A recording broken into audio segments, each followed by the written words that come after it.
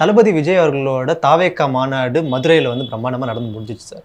So அந்த மதுரை மாநாட்டுக்கு அப்புறமா தாவேகாவோட அந்த கட்சி நிலை வந்து எப்படி இருக்கு?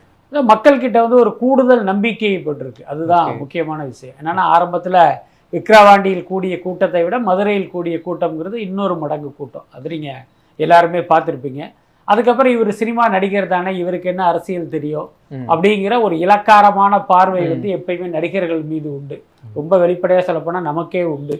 ஏன்னா இப்போ விஜய் மீதும் அப்படி ஒரு பார்வை இருந்ததெல்லாம் உண்மைதான். பட் அதுக்கப்புறம் அவருடைய அரசியல் விஷயங்கள்லாம் பார்க்கும்போது இவர் வந்து அரசியல் களத்தில் அவர் நினைத்ததை சாதிப்பார் அப்படிங்கிற ஒரு நம்பிக்கையை ஏற்படுத்தும் விதமாக தான் இருக்குது. கிட்டத்தட்ட மக்களுக்கும் அந்த எண்ணம் ஏற்பட்டிருக்கும் அப்படின்னு தான் நான் நினைக்கிறேன். மொத்தத்தில் பார்த்தீங்கன்னா இன்றைய தேதியில் பெண்கள் மத்தியிலும் இளைஞர்கள் மத்தியிலும் விஜய்க்கு வந்து ஒரு மிகப்பெரிய செல்வாக்கு இருக்கு.